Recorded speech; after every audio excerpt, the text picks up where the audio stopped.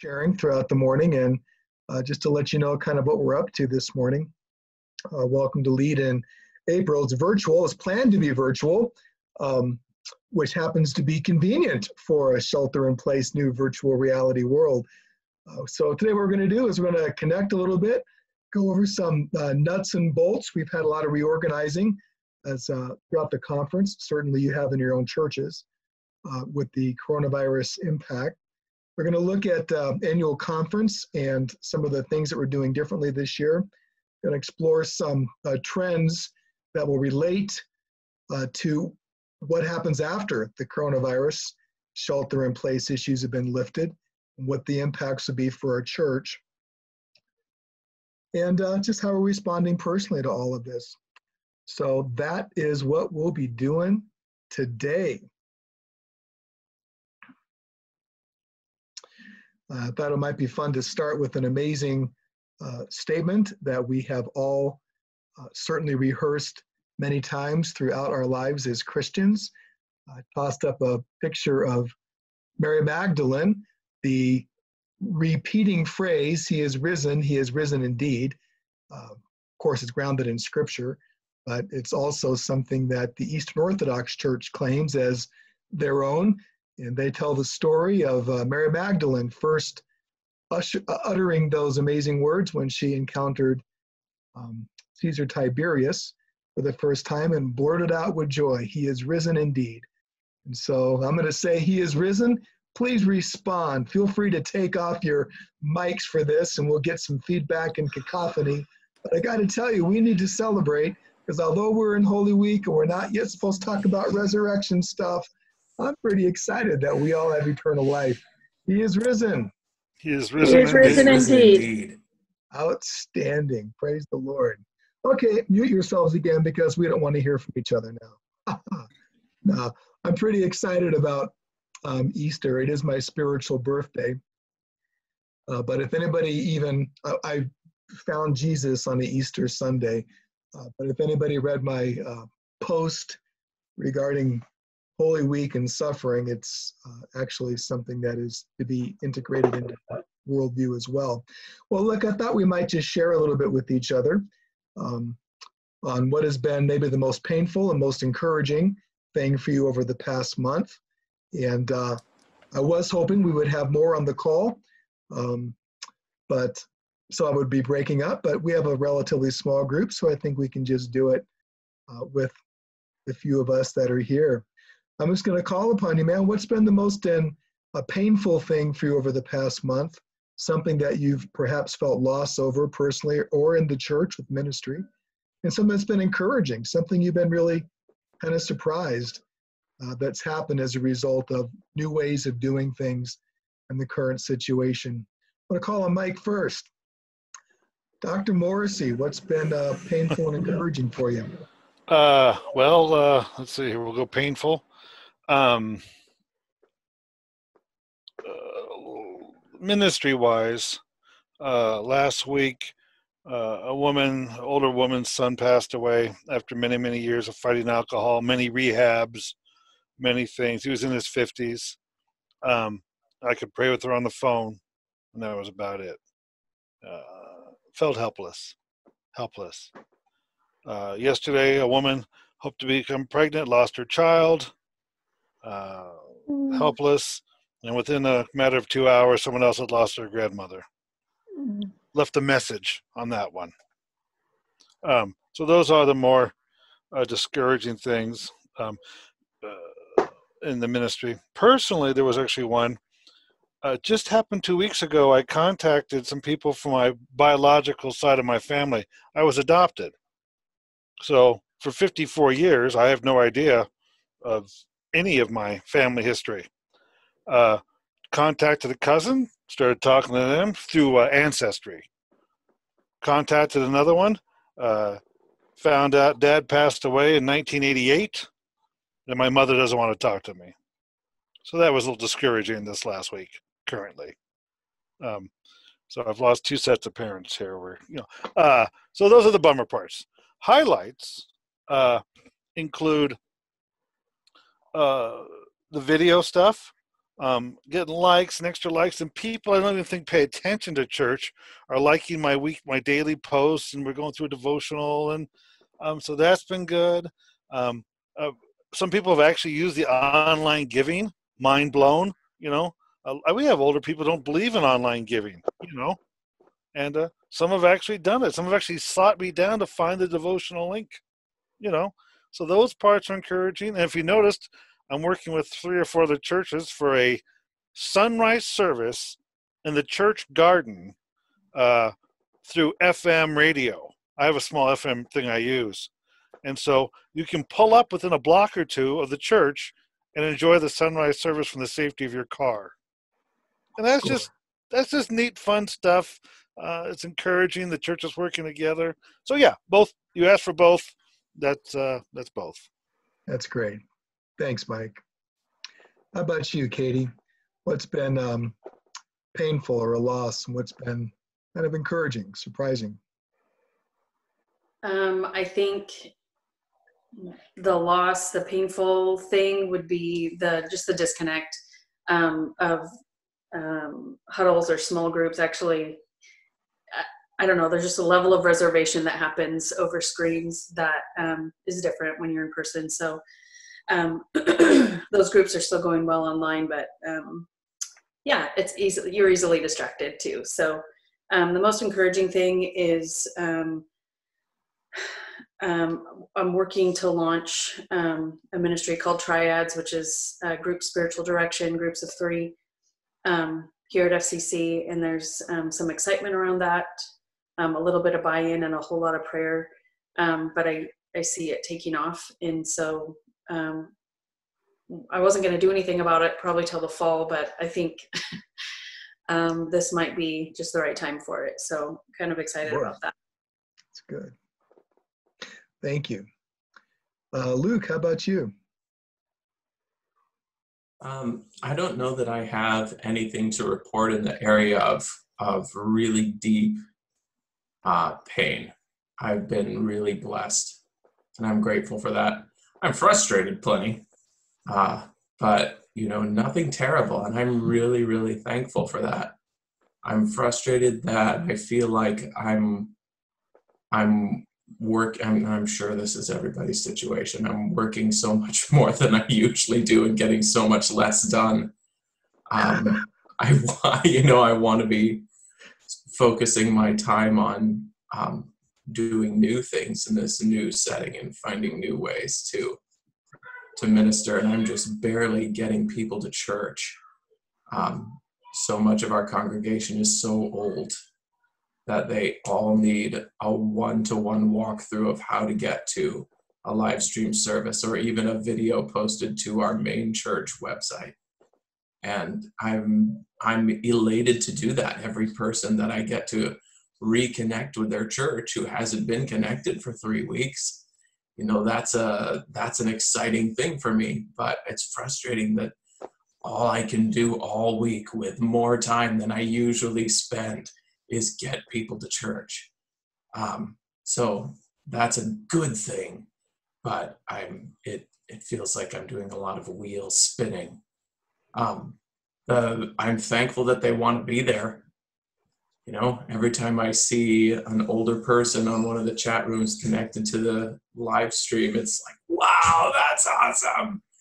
I'm thankful that enough people at the church are committed enough to giving to the church that they're doing it by mail, since we've been trying to get online giving set up for 3 weeks and our servicer is slow walking us. So that's annoying. Dude, who are you using? What? Who are you using? Using our website provider, and they said all you have to do is this, and we did that, and they said actually our underwriter now says you have to do this, which they didn't tell us before. It's like, no, we're not going to do that. And I said, okay, I'll call back tomorrow with new instructions 5 days later. Yeah, they're not going to give you any new instructions. They're just not willing to work with you. Wow. So I'm back to square one, I think. I've got a new solution now, and it should be up in a day. Jump the Typely. You'll be doing online giving in 5 minutes. And yeah, I finally dropped that effort, and everything should be up tomorrow. So. Let me interrupt. Well, way to go, man. Chris, what has been lost or painful, and what has been encouraging? Yeah, I guess similar to Luke, I wouldn't use the word pain, I guess, but it's been especially, I mean, not to frustrating for everybody, but still being inside our first, 9 months here, it's just so much of what we're doing right now is connecting personally with people, and we can't do that. And the people that most need that, or most, I don't mean to be, but even strategically, the people that we most need to be spending time with to get to know us are the people that are the most vulnerable to the virus and also the least technologically savvy. So that's the thing. For anybody under a certain age, it's not that big a deal. We're able to connect and talk and and even see each other from 6 feet away in town or whatever. But, so that's been the hardest part. The most encouraging part, I keep probably incorrectly comparing to the persecution of the saints in Acts, is that our church, amazing, good, awesome church with great people, but they just kind of been stuck doing their thing and really focused around the church building, and this has forced our leaders to go. And without me having to say it, everybody's just going, oh, we have to help our pastor now, which, was always true. But so that's been really encouraging, watching leaders, take on roles. And I think it's going to have an amazingly good, lasting impact for us. So that would be the most exciting thing. Good. Praise the Lord. Well, Lori joined us for our group last night, and so she had a chance to answer those questions already. So Lori, pardon me for not jumping in on that, but I'm going to ask you to lead off on the next two questions. And that is, what new leaders have emerged and what new practice will you continue?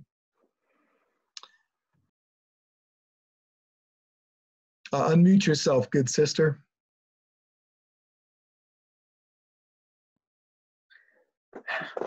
Me and this thing, you think for as many times as I've done this, I'd have that down. Anyway, for me,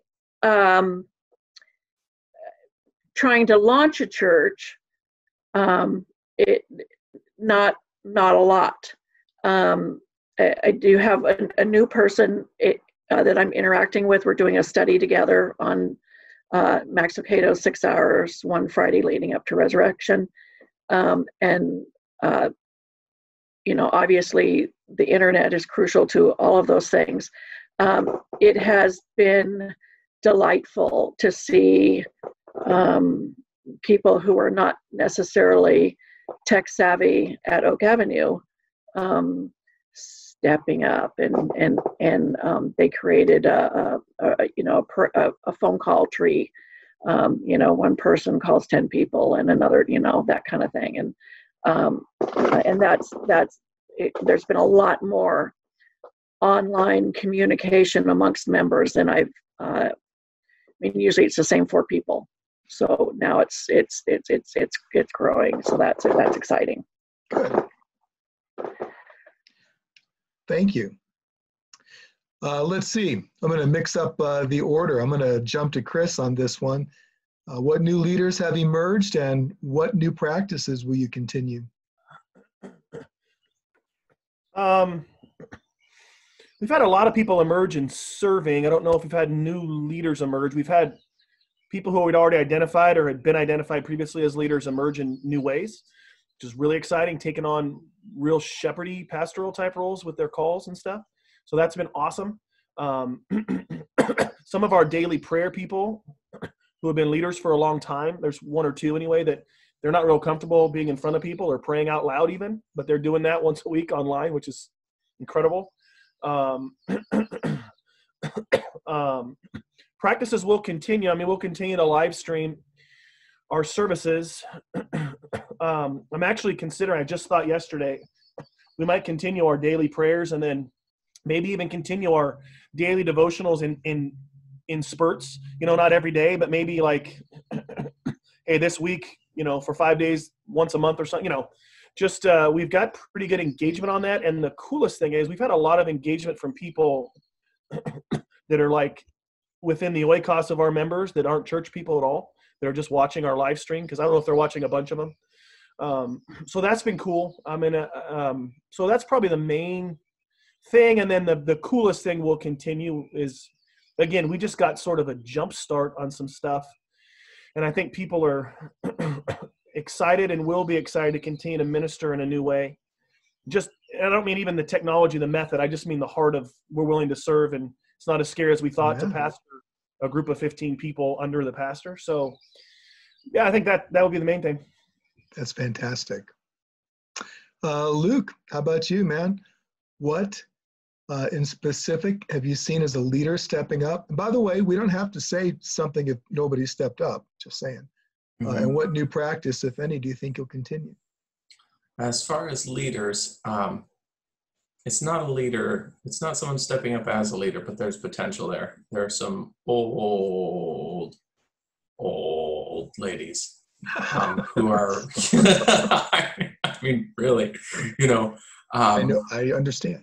Yeah, who have shown some caregiving pastoral type giftedness that I've never seen do that before, beyond being pleasantly sociable, who I'm calling up and saying, hey, are you able to get to the live stream service? And one of them is yes, and the other two are no. But you know what I've decided to do is I've decided every day, besides calling my friends, I'm going to think of one person who probably doesn't have anybody calling them, and call them even if I don't know them well, to make sure they're all right, and just to be an encouragement, because I know I need encouragement, so they must need it too. That was one of the three, but they're all three doing essentially the same thing without me asking them to.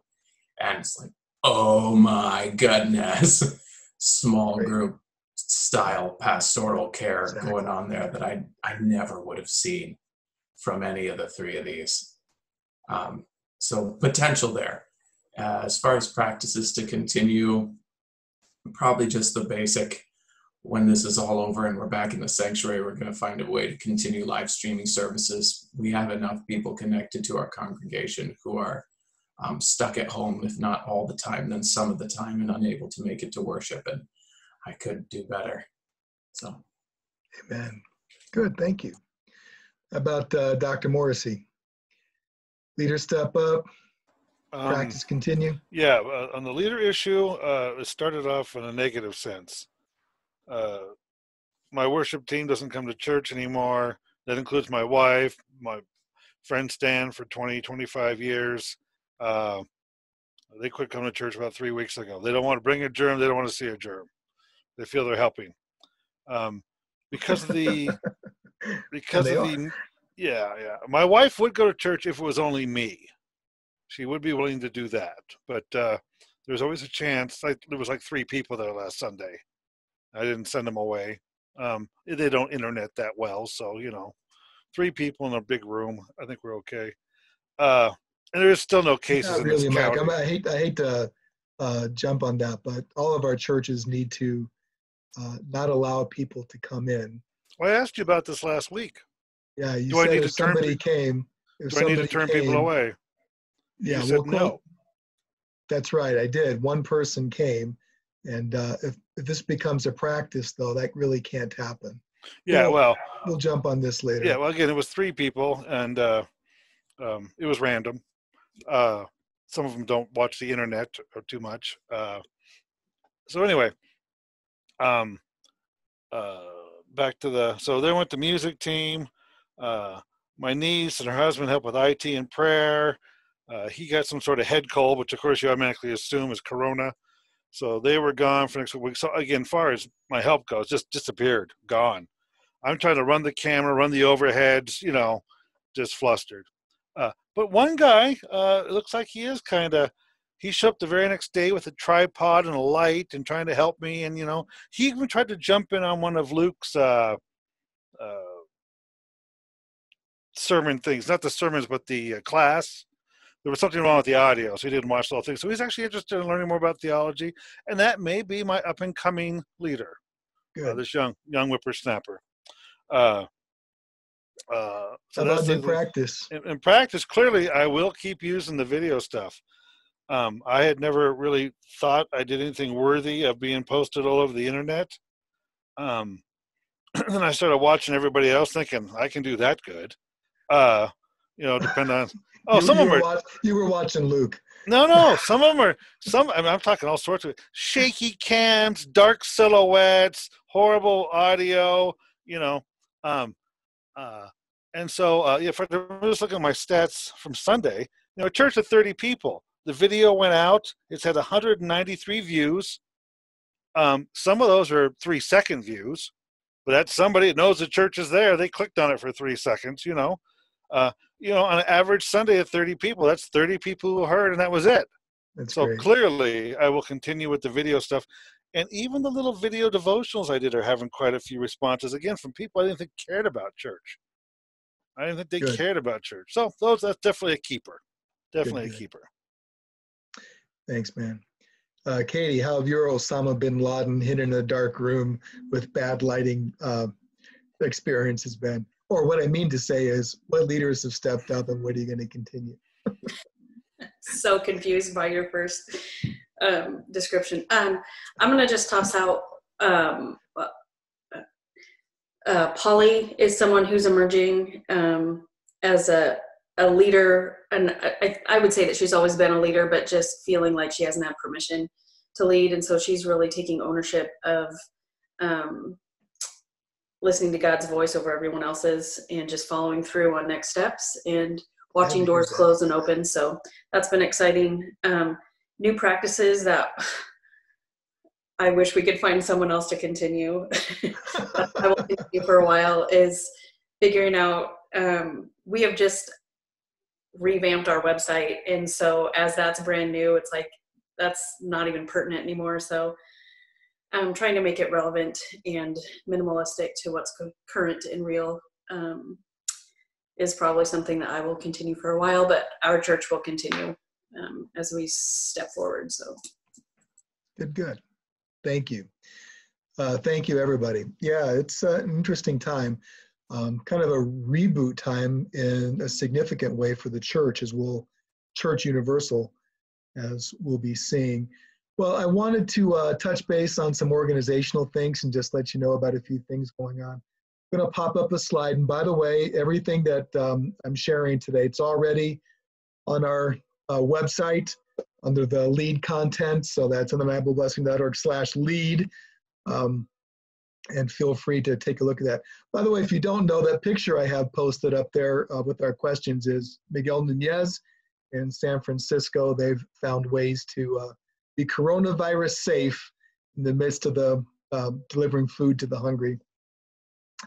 So just a couple of things. Although it's listed first with annual reporting, I'm going to circle back on that. I think everybody here has actually already submitted all your reports. Good job, everyone. Sadly, quite a few churches have not. But you are already aware, I hope, but I'll restate anyway, of aid that's available to all of our churches and pastors. We have had, as a conference board, a decision that we will not require the tithe and EPP for March, April, and May. If you sent your tithe in March, we're not returning it to you either. Just think about that for June. But for what it's worth, that doesn't mean we're suspending the opportunity to give. By all means, give what you can. We're just understanding and recognizing that it'll be harder for many churches, and we're not anticipating that people will be able to particularly give the full tithe necessarily. But don't freak out, because in June you'll get an invoice, and the invoice will have March and April and May as part of it.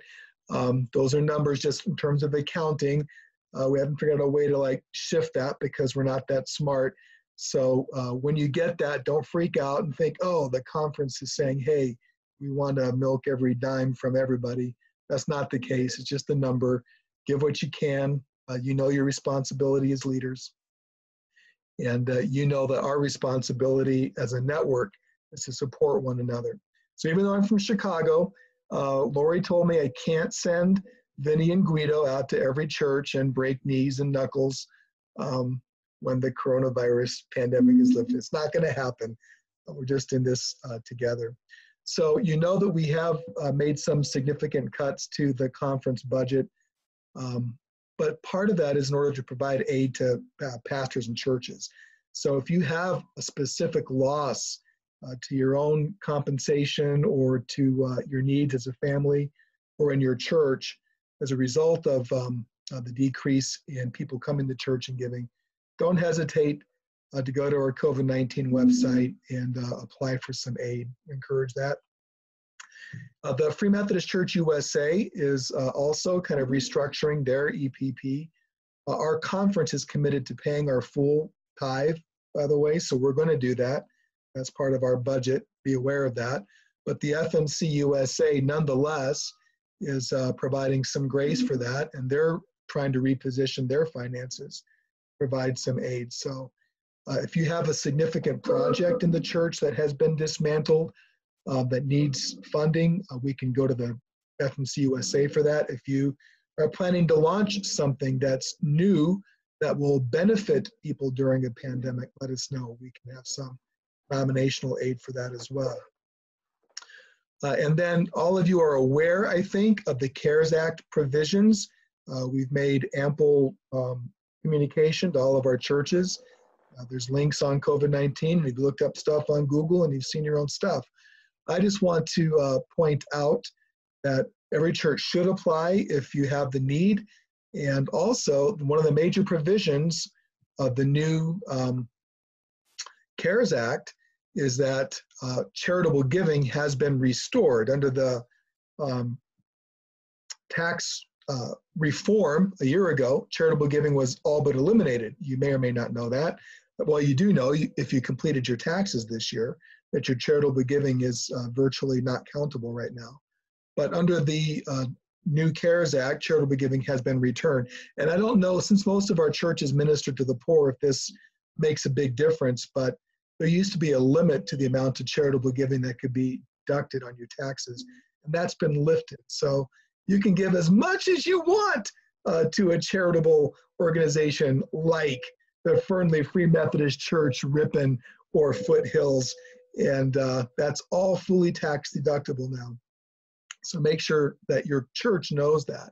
There are some events that have been canceled. You're probably already aware. Women's Retreat, Scamp Spring Fling has been canceled.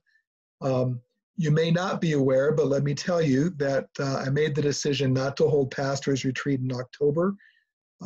It's an expensive retreat, and I'm guessing that it will be a bit of a financial burden on pastors and churches and the post-COVID issue. So it's not meant to say we don't need to get together. It is meant as a form actually of relief as well. But on top of that, with the new celebration, be aware that on October 3, put in your schedule now, on October 3, Bishop Matt will be with us in the conference. Don't know where yet, haven't picked a place, but we'll have a day of celebration. We'll get together and we'll have some fun. Probably have a visible ordination, which we can't do at annual conference, and celebrate our new church planters and things of that nature as well. So we'll have some fun on that day, and I'm looking forward to it. Just a little thing, I want to say good job to all the churches that did complete their reports to the FMC USA. That's your financial report, your ministry report, your leadership report, and your property and report. So good job. Everybody on this call is among those. Woohoo, good job. And just to do some good shaming, you know that these are the churches that have not yet done it. And so those on this call can be proud and can call up the people that are on the current list and say, hey, what's up? I know that you're all going to do that, right? You're going to call all these churches and say, hey, Bunch of what's slackers. up? I know. They're all total slackers. You are not slackers. I'm just wanting to look at you face to face as virtually as we can with my creepy hands and say, you are not slackers. Good job, everybody. All right, so annual conference is going through some shifts and changes, and I just wanted to talk about that a bit too. Please note we are going to have annual conference. It's going to be different. We will be voting, as you can see here, the 18th through 25th. According to our standing rules as a conference, we can do, as a conference and local churches, electronic voting, but we have to provide a 5-day window. And so that's why we have our voting system set up the way it is. Virtually everything that we vote on a conference will be voted on online and reported out on Saturday, May 30, when from 10 a.m. to noon, we'll have some, I believe, fun, great, and amazing vision casting and encouragement. And everybody is encouraged to tune into that. And I'm totally excited. Katie and I had a brief email exchange, but we'll be having a Friday night pre-conference prayer time as well that I trust everybody will be joining in on. Links and all that will be coming out. Okay, Foothills, Fernley, and Ripon. We do expect church reports every year for annual conference. Typically those are written, but I'm thinking it'll be kind of fun actually, since everybody's doing virtual stuff right now, to provide those reports in a different way. What I'd like you to do is send in a little video report. I mean little, 3 to 5 minutes, doesn't have to be long, but I'm doing this for you because this is something that you as a pastor and a leader in your church can actually then form and create to put on your own website or Facebook page. Something like, hey, I'm Pastor Luke of the Ripon Free Methodist Church. We envision making a better world through Jesus Christ. Here's how we do it at our church in these amazing 5 ways. When you come, you'll experience this. We've had some struggles this year like this, but by the virtue of God's grace and power, we've overcome them like this. Welcome to Ripon. Something like that. So a really quick, really easy way to share what's happened in your church. And I guarantee more people will look at your video than read your report, and we'll be sharing those. And that'll give you a good opportunity to just kind of practice. How do you put a brief statement of your vision and who we are that's welcoming for those that would want to be seeking out your church? So think about it that way. Any questions about that? Hearing none, just send those into Lori and we'll make sure we get those processed and put up online in whatever happens to be the best possible way. Okay, I got a little Q&A for you all. I don't know how much Q&A it is really, but I think it's kind of an interesting question. The woolly mammoth, the short-faced cave bear, the dire wolf, the giant ground sloth, giant beaver, and man, they were big, 8 feet long, the saber tooth. All right, what do all these animals have in common? Anybody? Say it out loud. They're big. Extinct. Yeah, they're extinct. When did they go extinct? Chris, you're muted. During the Ice Age, which wasn't that long ago. In fact, part of what might have led to their extinction of these animals, they were all big, one. A lot of the megafauna that existed during the Ice Age and before the Ice Age died in the Ice Age. Big animals require a lot of calories. And when the Ice Age comes, there wasn't enough to eat. They died. Then in addition, one of the major factors to their extinction was the rise of a fairly nimble, pretty bright and smart mammal that God created in God's image, human beings. As a result of the fall, though, we eat meat. That's kind of how I read the Bible. So we're meat eaters, and we managed to find a way to hunt these animals down. Slow, lumbering, not enough to eat, and now they're our dinner.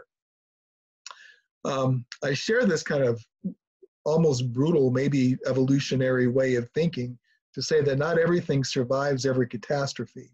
And some things are better adapted to survive than others. And if you are a big, lumbering beast that requires a lot of calories and they're gone, you're going to die.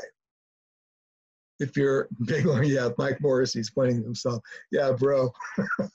Well, we know Mike Morrissey is nimble and resilient. Anybody that can go through a quadruple bypass and then a month later be running upstairs and carrying boxes is well equipped to survive the Ice Age. I want to just share a thought regarding the pandemic. The idea behind this is not something that is original with me. But there's a gentleman named Will Mancini from Menominee who has been consulting with the Free Methodist Church USA, and I don't think it's original with him either, but he helped phrase this for me, and I think it's super, super helpful and super, super real. The pandemic virus, not just because it's the coronavirus, but something that happens after every major pandemic, after wartime, after significant financial devastation like a Great Depression, the Great Recession, things like this. There's always an immediate threat. There's always a relatively extended period of time where you're dealing with that threat and you're still kind of shell-shocked. But then there's almost always about a decade of rethinking who we are, what we do, how we live in response to whatever the threat happens to be.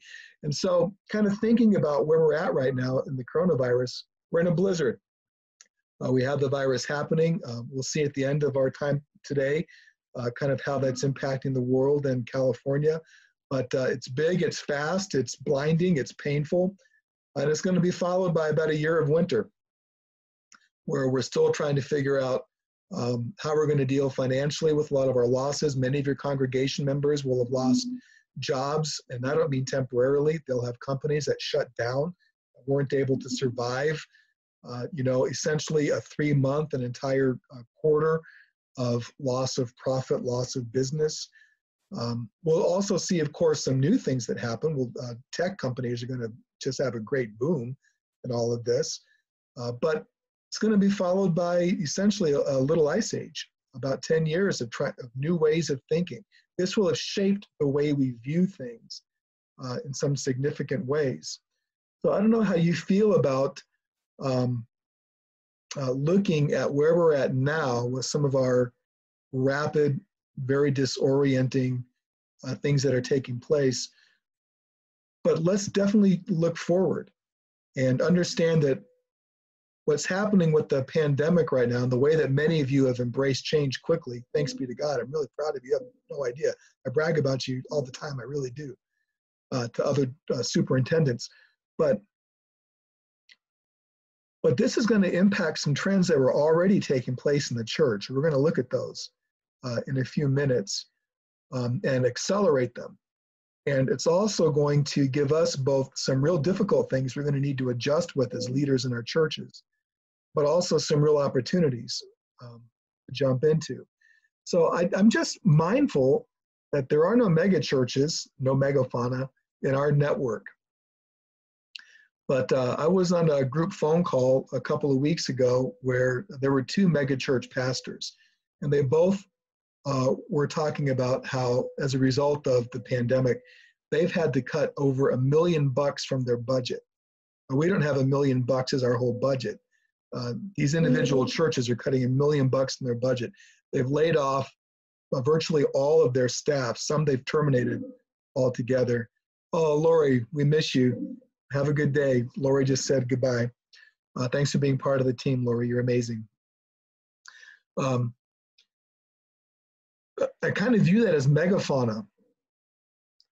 I kind of view that as organizations that are largely built around huge Sunday times. I mean, Sunday's the main focus. Sunday's a good focus. It's a biblical focus. Worship on the Lord's Day is part of what churches do. It's not the main focus of Jesus, though.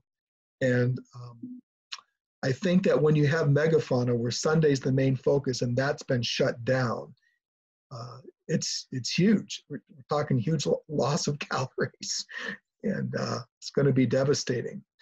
Then I was talking to Sam Manu. You know Sam, West Coast Celebration, and San Mateo. It's like, what? There's a huge crisis in the church? I'm not sure we realize that because we almost never meet on Sundays. So they actually had their first virtual service will be, I think, last Sunday, because they mostly meet serving the poor. They do most of their disciple making and most of their celebration and most of their training in homes, which they've been doing, and social distancing, and then now virtually. So for them, it was like, I don't know, nothing's changed. We're still growing. We're still vital. Kind of like Homo sapiens in the face of a woolly mammoth extinction. I'm guessing that the more we can embrace nimble church, the more we can embrace disciple making and the building of leaders through small groups that multiply, the more we're embracing the ethic and spirit of Jesus, and the more we'll be resilient against any kind of catastrophe. I once had Bishop Krober, tell me that the Free Methodist Church, and at that time there were no mega churches in the Free Methodist Church. This was like 20 years ago. Said the Free Methodist Church is not like Willow Creek Church, which was the first mega church. And I was in Chicago. My church is in the shadow of Willow Creek Church, first mega church in America. Because we're not like Willow Creek. And that wasn't anything bad about Willow Creek. He said we're more like a group of field mice. He says if something bad happens to the pastor at Willow Creek, that church could die. And that's a huge church. Thousands of people will be like sheep without a shepherd. We're more like field mice. We multiply. We're all over the place. We're small. You might step on one or two and they'll die, and that's a horrible thing. But we're just going to keep multiplying and keep having field mice all over the place. I don't know that that was inspiring. I thought it was kind of instructive and a bit useful. So I'm not suggesting that we just be field mice, by the way. I am saying, however, that that's in line with some basic trends that are happening in church world anyway. So I'm going to share with you just a basic idea from Neil Cole, and in contrast to that to the megachurch. Raise your hand if you're familiar with Neil Cole. I hope you are. Neil Cole is highly influential to me. And when I talk about church planting and I talk about missional church, Neil Cole was the first person, the first thinker, the first church leader that I learned these concepts from. A great thinker. So from his perspective, the coronavirus is an act of grace, not saying that the pain and death and loss is an act of grace, but in terms of shaking up the church, he thinks it's a shot across the bow of cultural Christianity. I completely agree. Every huge disaster is, because it shakes up the status quo. But I think he's totally right. Now, there are some 7 basic trends that right now are predicted with some of these huge thinkers in the world, not just for the church, but for the world. What's going to, well, in America in specific, what are 7 things that they see happening over the next 10 years, this little ice age as a result?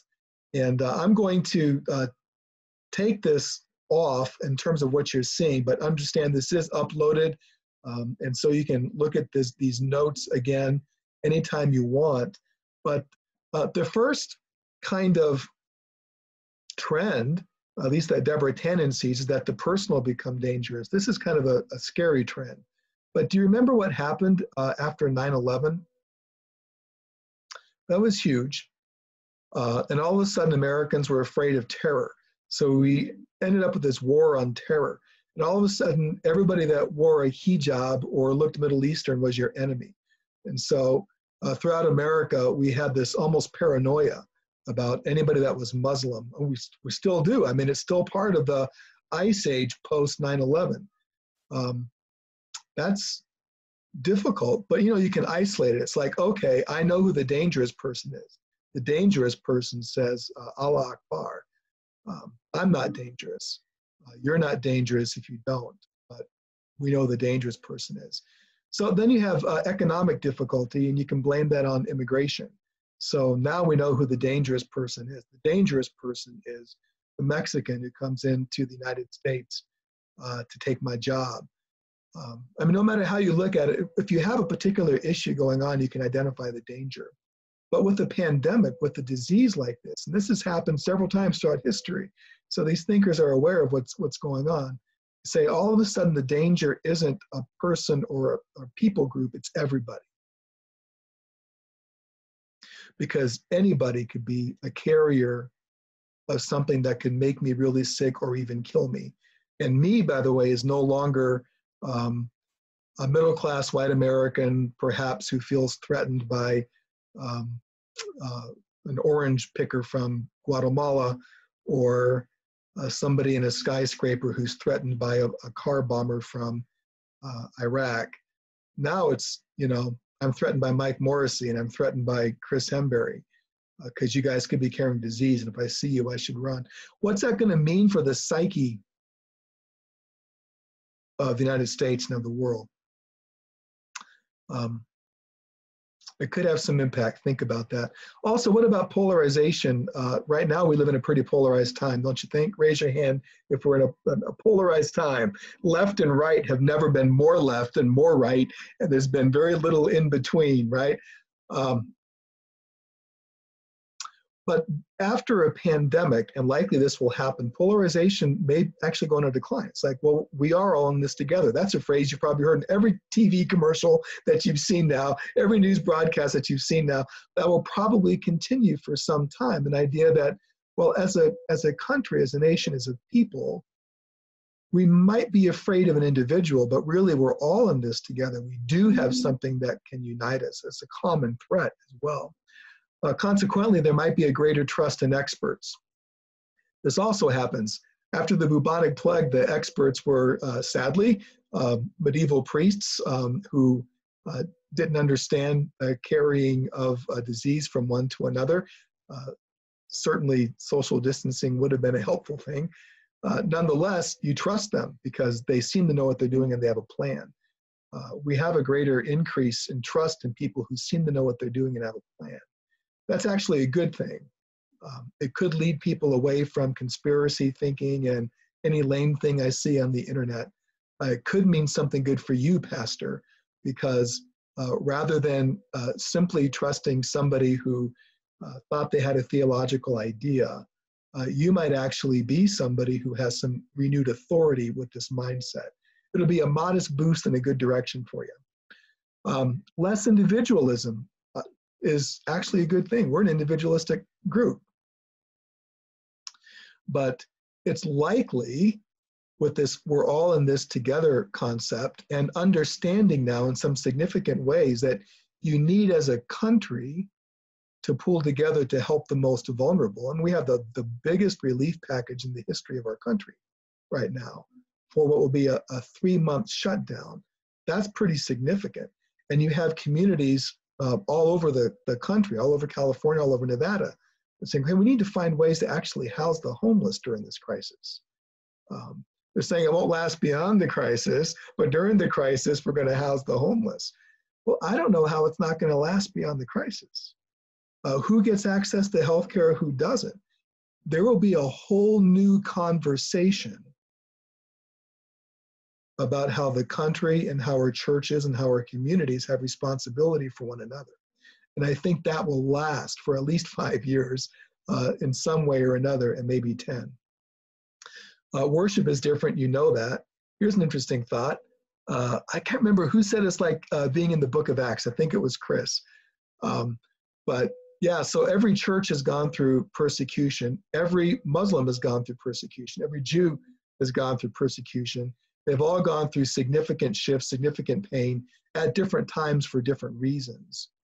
I don't know what this will mean for the dialogue we have across denominations or the dialogue that we have across religions, but every religion. I mean, right now it's Passover, right? So how are you doing your Seder? You can't get together. Families are doing Seders on Facebook. That's a whole new way of thinking about religious faith. This is happening to everybody, not just us. And this will have some impact, I think, about how we even have dialogue with one another. Of course, online tools will flourish. I'm glad that each one here said you're going to embrace moving forward with some of your digital work. That's critical. It's good. It's healthy, actually. It's a good thing. Although, here's a killer question. What would happen if it wasn't a pandemic and we had the internet? What would happen if it was invasion from Russia and they put EMPs in the air and knocked out all of our communications? Wow, well, there, we'd have a whole different concept. Sorry to pull that out of my science fiction cap. But finally, you know, number 7, all of these, I love that, thanks, Chris. All of these predictions are from some of the major thinkers, by the way, in the country right now, and I listed their references. This isn't me speaking, and who knows, future telling and forecasting is like the iffiest, least reliable thing on the planet, so take it all with a grain of salt. But I like number 7, stronger family care. Right now, one of the things that has really come home for a lot of us is that family matters. So that's increased. Yes, we need family more than ever. And wow, we're on top of each other 24/7 now in a way we haven't been. For some families, that's a blessing. For some families, they're experiencing conflict, anxiety, pain with each other they never experienced before because they weren't forced to do so. So domestic violence and conflict is also on the increase. How are we going to, long run, be able to deal with a lot of what's being revealed from under the hood now? As pastors, you're going to be on the front lines for this. You're going to be on the front lines for families that some will be strengthened, and you'll play a major role in that in the way you're blessing them right now in the midst of all of this. Some families will disintegrate, and you're going to find a whole lot of crashing and burning. And we're going to need to be there and connect with our community professionals, by the way. Professional counseling is a good thing, not a bad thing. Something that is usually something to be embraced. I mean, hey, there's bad, freaky counselors out there. There's bad, freaky pastors too. But most of the time, licensed professional counselors are a benefit, not a curse to your church. You should benefit from them. All right, so I shared these 7 things. Is there anything out of this that you think kind of strikes home to you? Yeah, that's something I see coming. Is there something you see coming over the next 10 years as a result of this that wasn't on the list? I just want to affirm, I think the biggest thing is the very first thing you said about the nimble nature of missional church. And I think that's not a new thought. We've been being told that for a decade. We didn't know it was going to be a pandemic, but I guess thank you. You've been a leader in that. I think we're well prepared for that. I don't know if that was on purpose, but I mean, that doesn't scare me at all. I feel like that's our wheelhouse as a church and as a conference even. So I just think I agree 100% that it's a grace in some ways, but. Good. Thanks, Chris. I'm going to go around. You don't have to say anything if you don't want. I'm just going to go around and give everybody a chance. Mike, is there anything you'd like to add to that conversation? I was thinking that, things did change after 9/11. I spent a great deal of time trying to explain to everybody that just because they're darker skinned and Middle Eastern doesn't mean they're a terrorist. Hindus aren't Muslims. Muslims aren't Sikhs. Sikhs aren't, So I assume there'll be things on this one too. I've seen people post things like, I hope I remember that a hug means more now after this is over. And I hope I can encourage those type of thoughts and discourage anything from China as an attempt. There was a post about don't get toys from Burger King because they come from China on Facebook. So yeah, try to get the bad out as best I can and encourage the good. I hate that which is evil, cling to that which is good, kind of a scriptural thing. Thanks, Mike. Luke, regarding these 7 probable trends in the new ice age. Yeah, thank you for putting those together. Put words to some things that I'd been thinking of and that Jenny and I had been tossing around as like, do you think this is going to happen? What about this and that? And I'm wondering if with a lot of businesses shutting down and a lot of tech-capable businesses going virtual and having so many more people work from home, if there's going to be, to some degree, a lessening of commute traffic in and out of big cities. Kind of hoping there will be. That won't necessarily impact the church directly, but that'd be nice. The one thing I'm wondering how it will come out is, if I understood correctly in that list, there was both a likelihood that people will isolate more and want to avoid crowds and even physical contact with anybody anytime, and also a lessening of individualistic thinking and thinking more, we're in this together, we're in this for each other, and that'll be interesting to see those two try and balance out. We're going to support each other, but without going anywhere near each other. And that's what we're doing right now And I just wonder how that's going to, those seem like they could easily be opposites of a sort, even though they're not logically opposites. And it all just reminded me of an interview I was given in a sort of spiritual / psychological eval at the beginning of seminary at Northeastern Seminary. One of the questions they asked was that it's been said that the age of the church is over and the church in the world is dying. And what do you think about that? And my answer was somewhere along the lines of, that's not spiritually possible. The way that the church looks could completely change. Things that we call churches might completely disappear from the face of the earth, but the people, that's potentially possible. But the people of God will still be the body of Christ, even if they have to come up with a completely new way of doing everything they do. Until Christ returns, there will be a church. Amen. So it makes me think of that a little bit. That's a lot more dramatic than the current reality, but it's a piece of it. It's part of the reality. It's good. Hey, I'm going to come to you, Katie, in just a sec. But Luke, something you mentioned caused me to remember one of the core insights from Deborah Tannen, who was one of the first experts that I listed. She talked about kind of the fear of people leading to isolation.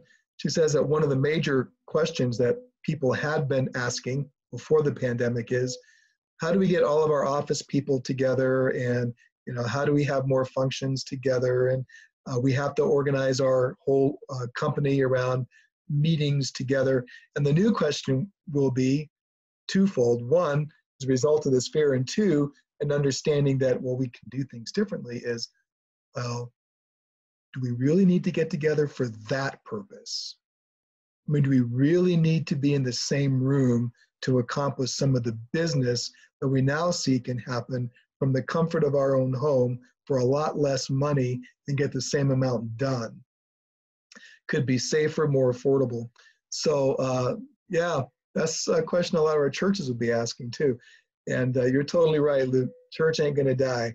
It's gone through so many different iterations throughout history. Don't forget, our early church fathers were worshiping in caves and hiding out from people. In China, during the persecution of Mao Zedong, they didn't have whole Bibles. They would rip up pages of a Bible, sew them into the hems of their clothing, so that if one of them were caught, the whole Bible wouldn't be destroyed, just a page of it. And then they would, when they could, gather together in clusters of 2 or 3 to share the pages of scripture that they had, and then dissipate again into the woodwork so they wouldn't be destroyed. Hey, church survives because Jesus is the Lord. Katie, what's up? What do you think about these 7 trends? I love Neil Cole's quote, and I do agree with that. I think it is an act of grace for the church, and I think, I don't know if I think any one specific thing. I have to really chew on all of this for a while, but I see the opportunity to become really intentional about things that matter going forward, and to let go of the everything that used to work kind of a mindset. Not that we're currently so stuck there, but it's a trap for sure. So it's exciting on some level, and I think allowing people room to grieve what was, and all that they had hoped and thought it would look like and be, is going to be tricky. But I don't know. I'm excited about it. I don't know. Good. I work well from a Pinterest type model, like show me the recipe and let me just try it. And I probably won't nail it, but we could get close. But this is just room to dream again, and to really have some intentional listening and obedience to the Lord, I think. And so, I don't know, it's kind of exciting on that level. Praise the Lord. Hey, I see Chris raising your hand, but I just want to reflect a little bit, because Katie, you shared something that I thought was pretty profound. Grieving over what's been lost and helping people grieve with that. Yeah, I think for me, I have to tell you, I am emotionally retarded. And for me, it's like, okay, here's a new challenge. Let's move ahead. Okay, that giant elephant died. Let's move on to the primates. You know, it's terrible. It's terrible. A pastoral heart surely is, we need to grieve as well. And Luke certainly affirms that. I see. Thanks be to God. Thank you for that. You just helped me kind of reframe my own thinking. I needed that. Chris, your hand was up. Yeah, I was just going to say the other I mean, this is beyond what we're talking about maybe, but it seems to me, thinking of 9/11 and other, I mean, we also have an opportunity if we're connecting well right now. People are going to, I know people are freaked out, but people are also, a segment of people are going to flock to churches once they're allowed to have connection. So, so I think connecting well right now and then being ready, I don't know how the timing works, but being ready to receive people in an incredibly relational way. I think there's a huge opportunity to double the size of your church in the next 6 months. I mean, seriously, like, I agree. Because people are looking for answers or looking for connection. And then they're going to go, oh my gosh, I can leave my house and be around people. I love what these people were doing online and reaching out and helping with their community and groceries. I want to go see these people. And that would be short term unless you're ready to really captivate it relationally. Build on it. Right. That's actually a perfect segue to my next series of slides, because yay for more slides. You gotta, just shoot me in the head with my fixation on PowerPoint and slides and junk like that. But actually, kudos to Chris, because the next thing I'm going to share, although just for what it's worth, was certainly aware of it beforehand. But yeah, Chris shared, and I modified it, Chris, so pardon me if you read your own document that you shared with me carefully, but I modified it a bit. There are 7 trends that Thom Rainer, who is, along with, I think, the Barna Group, one of the 2 best leaders or thinkers in the church about how trends can shape up and impact who we are now and what we can be and should do in the future. So I really don't trust fortune tellers, but Thom Rainer's good and the Barna Group is good. It's worth looking at the stuff they're talking about. So this isn't something that Rainer put together as a result of the pandemic. He put this out well before the pandemic. And I'll tell you which ones I modified. But these are 7 things that he saw as trends that would likely take place over the next 5 to 10 years because they're already happening. So if you think about an exponential curve, these trends he sees happening on an exponential curve. And I'm just going to, again, you see this here and we'll have notes on it. I'm going to turn this off and we'll just kind of talk about these. Well, the first was personal connection and in-person attendance is of increasing value. So the idea that we might have of being in person is not that important, which, by the way, is a temptation with an increase in technology right now. One of the major innovations we've had is that we can do a lot without actually being in the same room with someone else, thanks be to God. But what happens if there is no internet? I mean, how do you still do that? Let me just tell you, personal connections you've all talked about is critically important. Mike, you specifically mentioned that it's one of the main losses you've experienced. Katie, you mentioned that. Chris and Luke, you've mentioned that. These are the main losses you experience. These are the main losses everybody's experiencing. Probably for the first time since I've been in the United States of America, I was born in 1963, you can do your own math. People aren't just talking about, oh, we really should get together with our neighbors more.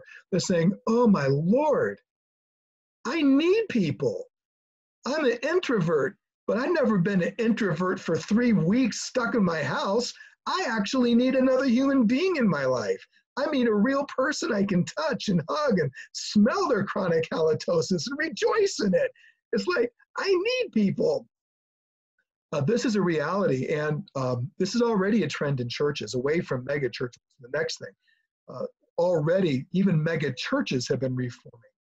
Smaller, doing more multi-site work, because one big group is insufficient for a spiritual connection, it certainly is insufficient for any real disciple making or service in the community.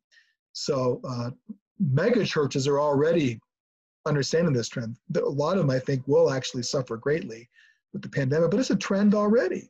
So moving towards smaller is good. It's kind of funny. 20 years ago, Lyle Schaller, a thinker and prognosticator in church world, said the ideal size for a church is 300. That was in the shadow of the creation of the megachurch.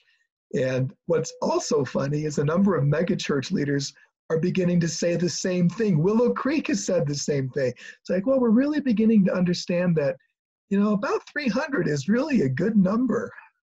You can connect. Well, now I know all of us in this room, we're thinking, well, 300 would be a good number. Mike is, I haven't seen 50 in a year, in a couple of years. But the point is, mega is not the goal, and it's not even a reality. It's declining. So having smaller groups that meet together for worship, and then even smaller groups that meet together for disciple making, it's always been the way we've done things in the church, but that will be the reality. Just getting together to sing songs is not church. If that dies, by the way, if that goes extinct, I say glory to God. So another trend that Rainer sees is that worship times will differ too. I like the way he put it. The 10 o'clock or 11 o'clock worship hour was designed for farmers in the 17th, 18th, and 19th centuries. We don't have mostly farmers anymore. We have people, half of them work on Sundays. So Sunday morning, Sunday evening, pick your time. So alternative times is already something that's been a big trend. But alternative times, alternative places, and alternative locations has been a trend. We've embraced that as a conference. I mean, meet in a laundromat, for crying out loud. Just meet in the name of Jesus, make disciples, and you're doing okay. Embrace the alternatives. Don't think that the only way you can do church is in a building with a large group. Increasingly, bivocational pastors is the reality. You already know that's true. Is everybody in this room? I don't know. Well, Mike and I might be the only ones who have been long-term bivocational. I could be wrong on that. But the reality is, especially in this little ice age, it's going to accelerate it. Churches are going to see a decline in income, not because people aren't giving, it's because people have lost their jobs because they don't have as much to give. For some time, it's going to be a reality. That could lead to people not being able to be paid full-time salaries as pastors. Certainly, church planting will rely upon it. Also, we obviously can't rely on cultural Christianity. That's been crumbling for about 30 years. The idea that I'm an American, so I go to church, which would be true for about 80% of Americans, is down to about 70% of people who would say, I'm an American, I'm a Christian, I go to church. And the actual numbers of people that go to church is closer to 20% of the population. Going to church is not what makes you a Christian, right? So being able to find some core ways to share the gospel as our key element of being church is critical. It's not the core way of sharing. We're going to sit together and have a good fellowship in the living room. We're going to be on mission to tell a dying world that Jesus Christ gave his life for our sins, rose again from the dead, and can give you hope now in a hopeless world, and eternal hope, thanks be to God. The gospel has to be re-embraced. It is being re-embraced by any church that's surviving right now. That's already a trend and will most certainly be necessary in the future. Now, I significantly altered the 7 statements from Rainer, who his 7th is denominations are dying, and people will be kind of sheaving off of denominations the way icebergs are sheaving off of Antarctica. And he's right. I mean, that's a clear trend that's happening. I replaced that with digital is more necessary because I want to be in denial about denominations because we are one. But honestly, and I'm going to share this with you, digital will be more important. That's something we can embrace. It's a way of connecting. It's a way of making disciples. It can be relational. will never replace in-person gatherings. If it ever does, we aren't doing it right, but it can supplement in-person gatherings, which will need to be beefed up. But let me just share this about denominations too. So when everything is going well and people seem to have enough, then I'm in it for me is kind of a cool thing. You don't need anybody else, really. An independent church doesn't need a connection to be a part of. It really doesn't, because, hey, things are going well. But I've kind of noticed that most of the crazy, bizarre things that happen in church world during the pandemic are happening from independent churches. People are thinking, well, we don't really need to listen to anybody but ourselves because God told the pastor that he's the new sub-Messiah. And so we're going to lead in a way that says pandemics don't affect us in any real way, for example, and we'll be going broke. I'm pretty glad that we live in a connectional reality. We live in a connectional reality that's leveraged its collective resources at a national, regional, and local levels to be able to provide aid to churches that are going through a difficult time. That's a blessing. We've been able to have national, regional, and local leadership that has helped leaders to think through and rally around best practice rather than reactionary panic.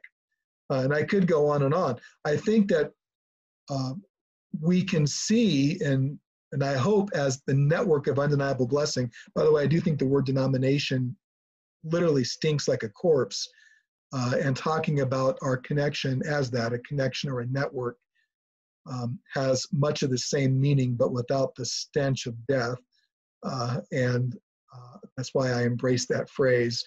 But a network is important. We do better connected in community during a crisis. It's a strength, not a weakness. When you aren't in crisis, you forget that. When you're in crisis, it's a blessing. So I just share those things. All right, those 7 things from Rainer in terms of trends. I'll restate them real quickly, and then I'll just ask if you have any thoughts about those. And you already talked about some of it with the global trends that don't specifically relate to church, but that is personal connection will increase in value. Worshiping sizes, church sizes will grow smaller. Worship times, places, and methods will be radically different. A lot of variation from church to church. More bivocational pastors will actually be necessary to lead churches, and an embrace of the gospel as a core thing that we do. We don't just talk about Jesus, we tell other people about Jesus, and we help disciples to see that as a core function of being a disciple, as well as an increase in digital tech. So those are sort of the things. Any thoughts on that? And I'll just go around this circle. And if you don't have a thought, that's okay. If you're thinking, let's make it short so we can get out of here faster, that's fine. But if you have something you'd like to share, I think that'd be awesome. Let's start with Katie, and then I'm going to go with Luke, and then I'll go with Chris, and then I'll go with Mike. Katie, what's up? I don't know. I hate going first. I think it excites me to think about, the whole timing of when we do collective gatherings, even if it's virtual, because I don't know. I just love the thought of never before have we had the opportunity as we do now to go, does this even work? Is anybody really paying attention? Do most people log on at 10 a.m. on Sundays or not? And so I don't know. I just feel like there's a lot of freedom in that. I love the bivocational trend because I think it lends to the gift of pastoral ministry, or to recognize the privilege that is, and also the connection and community. And I think it's time for the church to embrace the gospel in new and more tangible ways instead of using the church, Sunday morning worship service as a crutch, if that's acceptable to say out loud. Hey, echoing what we've been saying. Way to go. I agreed with you on the loss of the crutch, though. So, Luke. I don't know if I have anything to add to this one. Gotcha. Chris. My ethos tells me it's all good. I mean, that's all right up my alley and it excites me, but if I'm being super honest, it also terrifies me a little bit. A lot of what I perceive my gifts to be are more related to the way things are now, structures and being in front of people. And so on a personal, I mean, it's exciting to me on a kind of intellectual level, but it's also terrifying to think about what that means for my life or my family or, how I make money, all that. I mean, just being brutally honest there. I welcome it. I'm not like scared of it. I use the word scared. I just mean it makes me extremely anxious. But. Amen. Good. Thanks for that authenticity. Mike. I got nothing. Okay. Hey, for what it's worth, I talk about these trends. We need to embrace them. I do believe in adaptation to reality, but also with vision to punch through barriers. Both things are necessary for effective leadership and effective growth. But to say that these things don't terrify me would also not be true. That terrifies the wrong word. I mean, perfect love casts out fear. I'm really not afraid. But there really is some hard-pressing things, to think about in terms, it's so different. It's very, very different way of thinking about the way we do church. As a church planter myself in the past, and now a denominational executive leader, I've kind of seen every element of what it means to kind of do and be church. I've never been a mega church pastor, so I can't say anything from personal experience about that. But I can say that change is never easy. And I can say that the major thing that all of us are trained as pastors to do is gather a group of people, feed them the good news of Jesus Christ. That's the main thing we've been trained to do. Most of us, and this is shifting, most of us have not been trained to be evangelists. Most of us have not been trained to be disciple makers. And most of us have not been trained to really lead anything, much less lead a group through a pandemic. So understanding these realities, Katie used the word of the worship crutch. I'm glad she said that out loud. It is part of what we do. I'm glad we're trained to do these things. These are necessary and part of the functions of the body of Christ. But without evangelism and disciple making, which are the things Jesus focused on, there is no worship gathering. And without having that as our core call, even beyond a paycheck, we are dishonest when we call every member of our church to do the same. So it is painful, it's disorienting, but it's a necessary disorientation. By the way, just for what it's worth, a little commercial for the next lead meeting, which will be in May. It's also virtual because we still ain't meeting in person. That's my guess. I'm going to be talking about some of the ways to think about leading through a crisis. And what are some ways that a leader really needs to think about leadership in an effective and systems way that will help you as you move through all of this. So look, that was actually what I planned for today, but coronavirus. So here we go. All right. I have another slide. I'm almost done with the slides per se. That's a joke because I use slides for everything. But here are just 5 things that are actually, I think, low-hanging fruit that we can really gain as a result of what's happened in our current situation. We've already talked about a lot of these. One, I mean, for every church, and by the way, I didn't come up with these. Kudos again to Neil Cole, who came up with these. So Neil Cole is one of my heroes, and I'm embracing what he's embracing. These 5 things are: churches have either embraced rapid change or won't survive. And we have embraced that. It's significant all over the country, all over the world. Digital engagement will remain important. It's something that is so crazy, so cool that's happened. Metrics for fruitfulness will change in some significant ways, and they should. It's not just who's in church on a Sunday morning. I hope they change in how many baptisms are we doing. And also, though, we're going to start measuring who did share my live streaming post with someone else and what was the impact, because a virtual crowd is a crowd. Human relationship is increasingly valued. We've really kind of jumped in on that one, so I don't know that we have to delve into it more deeply. But faith conversations are also growing more acceptable, which is really true. So let's think about those 5 things real quick. So with rapid change and digital engagement, I'm mindful of Henry Raven. Y'all know Henry? Raise your hand if you know Henry. I cannot see you, but I imagine you're running to get a Coke or something. All right. I don't know if y'all know Henry well enough to know that he can hardly put a VHS into a tape player. I mean, that he's technologically impaired, not spiritually impaired. Man's a spiritual giant. He's my pastor. That's the local church I attend when Karen and I aren't traveling to other churches. So I love Henry.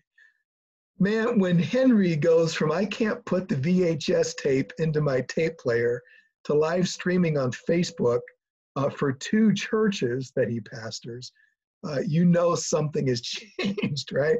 So, I mean, it's like Rocky said in Rocky IV in front of all the Russians, if I can change and you can change, then maybe we all can change. It's crazy cool the way that each of you and all the pastors in our network have embraced change. But here's the key here. You know, I've been saying this over and over since you elected me to enter into your space and speak into your world. We need to be looking at radical change at least every 3 to 5 years for all of our churches all the time. We need to be on this constant cycle of what happened 3 years ago is probably not going to be as effective as what we need to be happening 3 years from now. So how are we going to be constantly thinking about change? That's hard. That's disorienting. But look at the radical change you've already embraced in 3 weeks. You've completely changed everything you do and every way you do it. So keep that mindset going. Well, the digital stuff, man, we'll keep growing and improving on that. One of the first things I shared with folks when all this happened is go online immediately, but don't worry about quality as much. Be a presence. Katie, that was my reference to Osama bin Laden. In my brain, I view like we're all like these terrorists in a dark room, you know, badly lit with covers over our face so nobody can identify us, but we're getting our message out there to the world. It's more important to be there than to be there perfectly. But at the same time, each of us are doing this learning curve. And each of us are learning to do it better and better every time we do it. Don't stop that learning curve. You're going to get into a groove, I'm going to guess, in about 3 months if you continue the digital stuff. You're going to get into a groove where you're able to have your in-person heightened, more important than ever, but enhanced with well-crafted, well-planned, and well-executed digital resources. So don't lose track.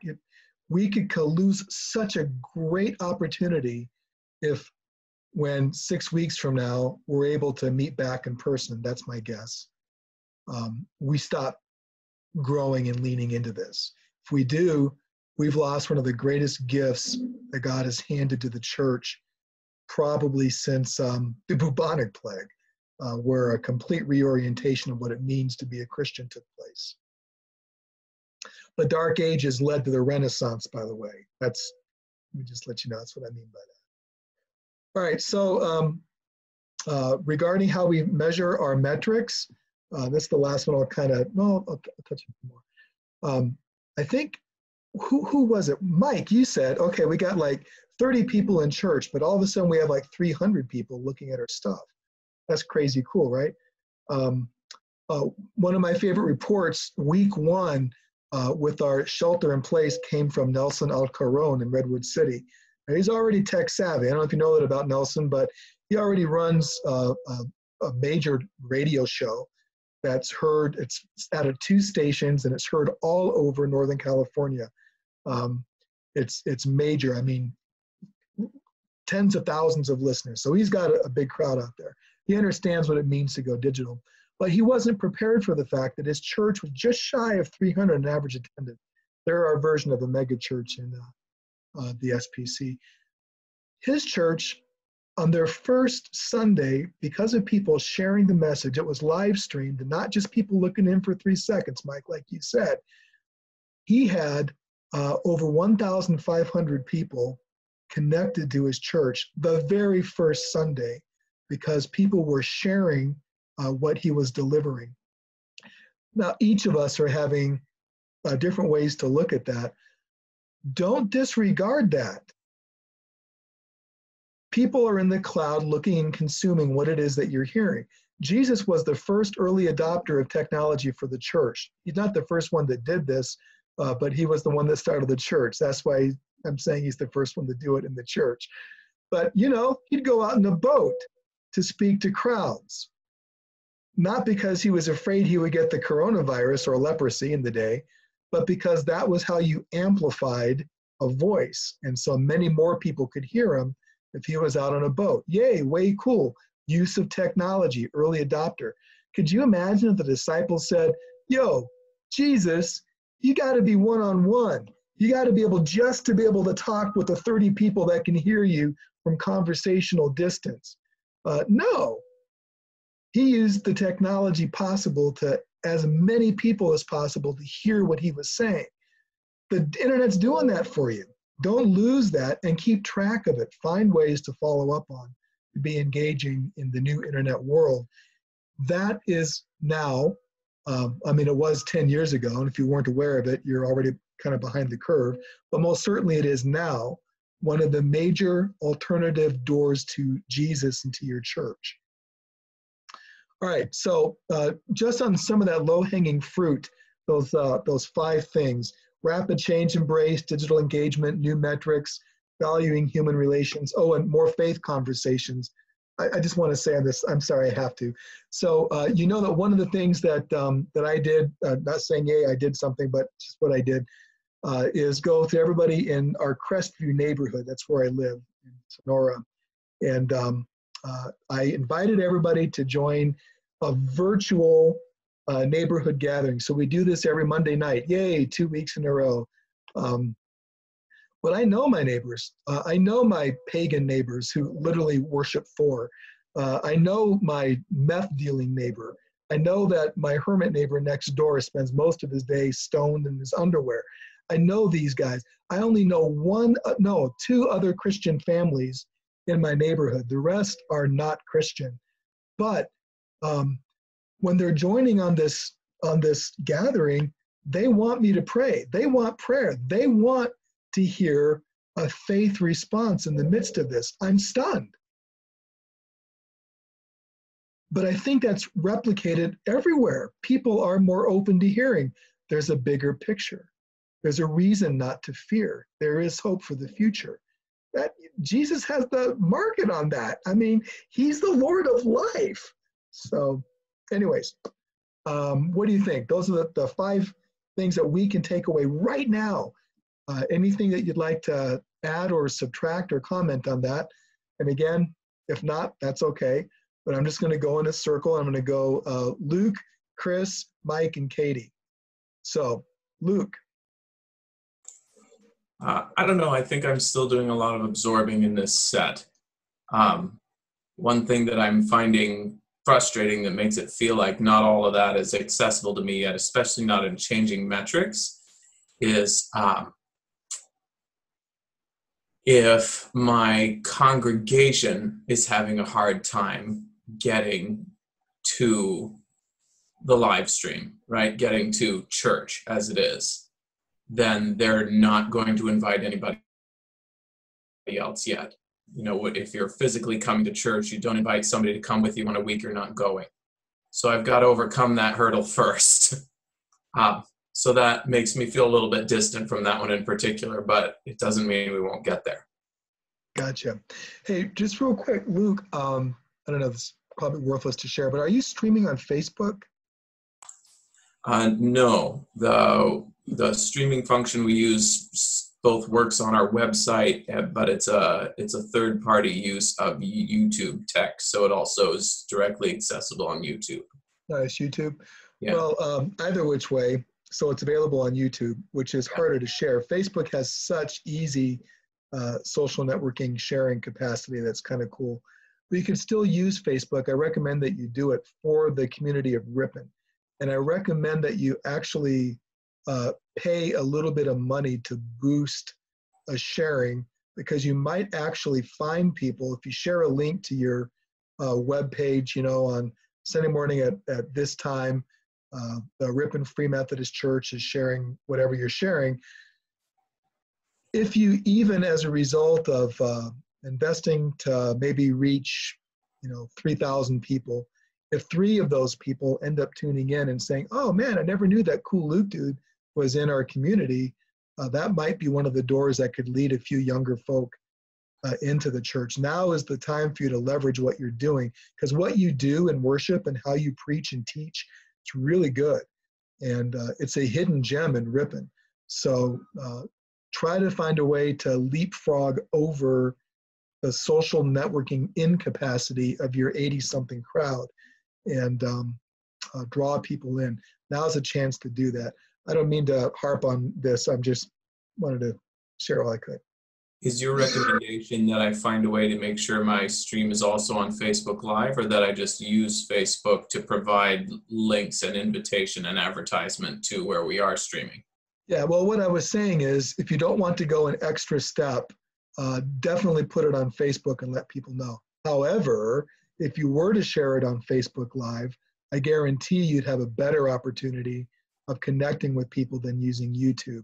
Although YouTube is good, don't get me wrong. And by the way, in terms of sound and quality, YouTube is a better product than Facebook for worship.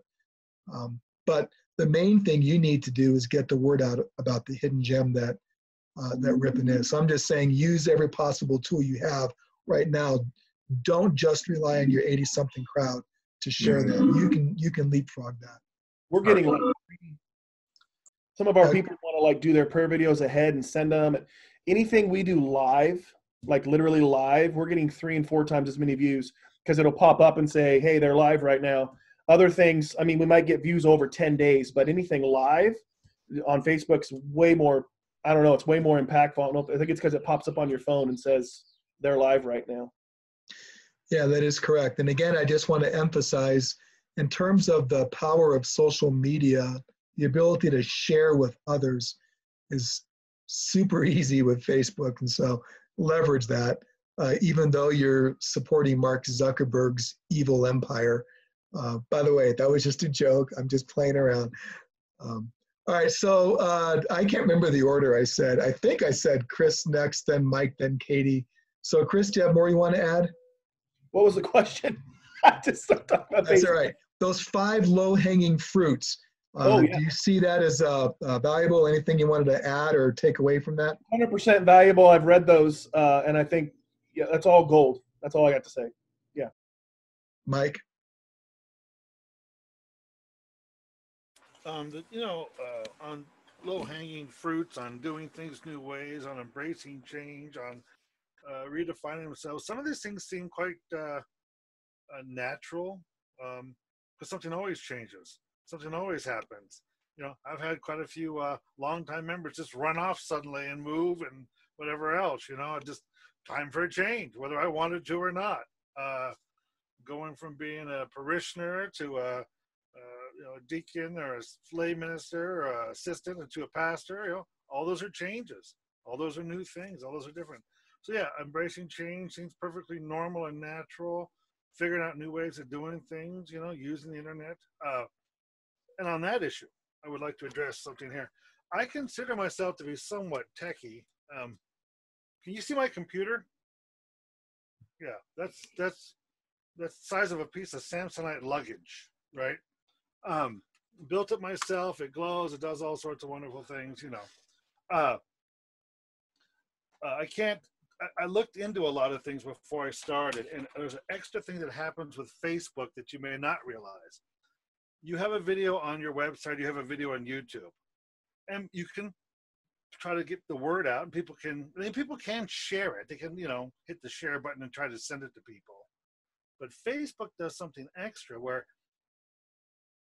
most of my parishioners may not want to share the entire sermon, but if they like it, they're sharing it, because Facebook will show these people like this. So to me, that's a double whammy. Even if they're not willing to put it on their Facebook post. Incoming. Anyway, I'll call him back. That's a good double whammy. That's good insight, Mike. Thing. And then another thing I want to mention, I mentioned this last week. With a little bit of work, you can download the Facebook live feed and have your own hard copy. Once you have your own hard copy, I upload it to Google Drive.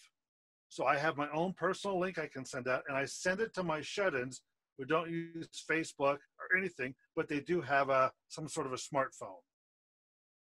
So it allows me to, and there's only about 3 or 4 I do it for, but I upload it. And even those morning devotionals, which are 1.5 minutes long, I uploaded them, and this morning I sent it out, a text to 3 or 4 people who don't have Facebook, don't social media, but they can still see the little devotional. So the Facebook thing to me has been, I encourage everybody to be the most accurate. But like you said, YouTube's good, and you can upload them to YouTube later, within an hour, But Facebook, if you do it right, I said you can look up how to download Facebook Live videos.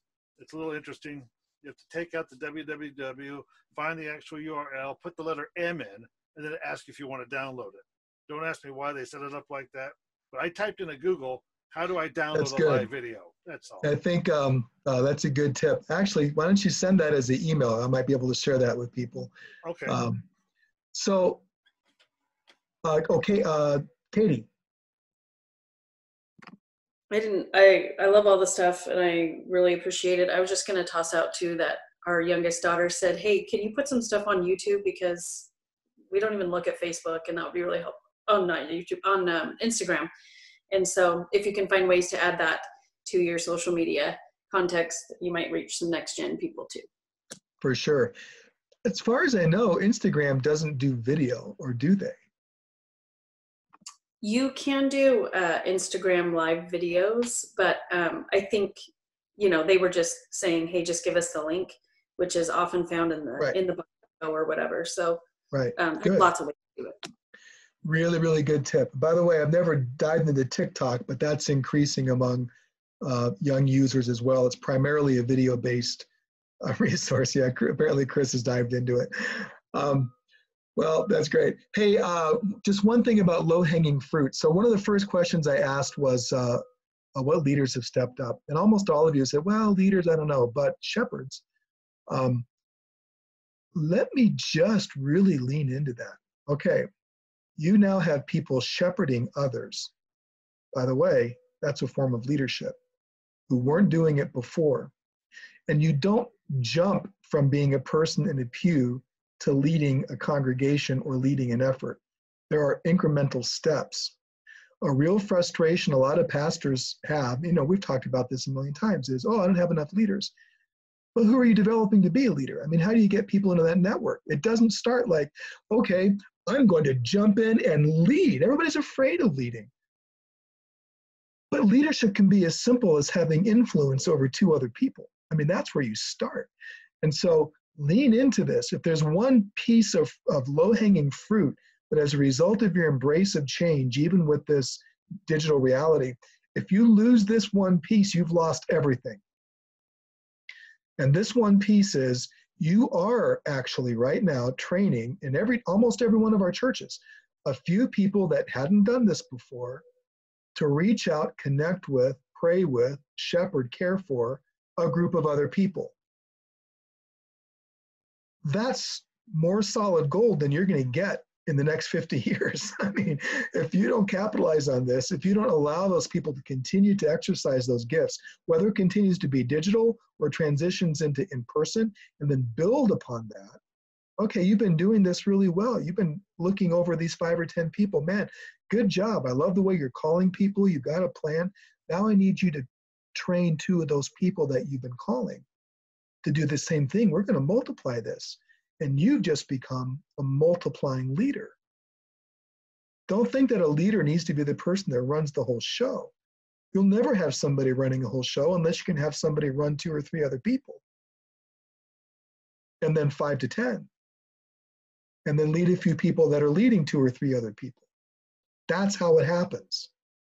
All right, so don't lose the opportunity. This is the best opportunity you will have had and maybe ever will to launch leadership development and multiplication in your church.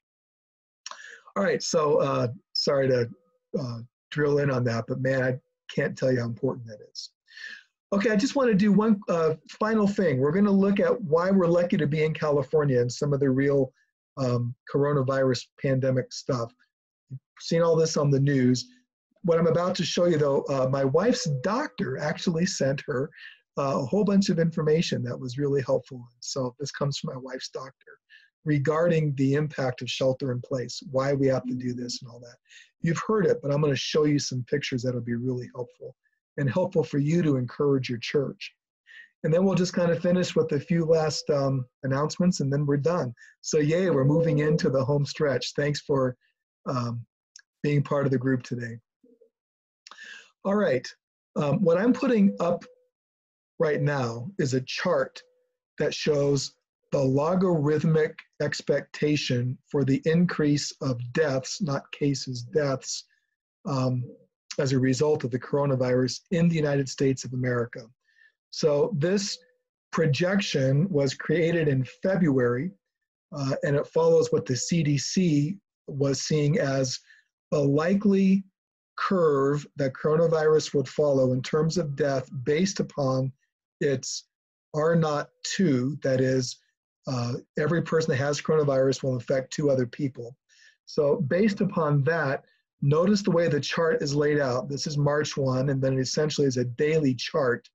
Can you see my cursor? I hope you can. My cursor lines up right now with April 6th, which was a couple days ago when I put this together. All right, so here, look over, you notice 1 death. I can see your cursor if you move it slowly. Okay, so we see 1 death, then 10. I just want you to note this chart is exponential, not sequential or linear. From 10 to 100, exponential by 10, 1,000, 10,000, 100,000, 1 million, 10 million. All right, you see how the chart works. So this is an exponential curve, even though it's drawn as a line. And the orange line is the expectation.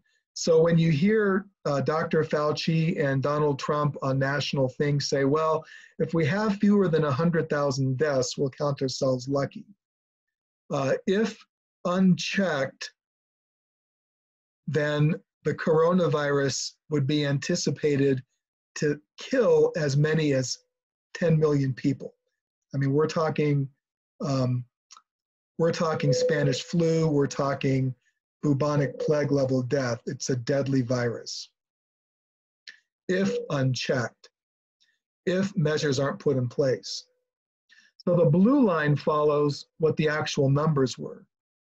Notice that early in March, the actual numbers were higher than what was originally predicted on the exponential flow. But since then, they've begun to follow the flow. You notice March 23, 555 dead. March 28, we hadn't got there yet, but in fact, the curve has continued to be, that this was produced on March 29. March 28, as many people as died in the Afghan war have died in America.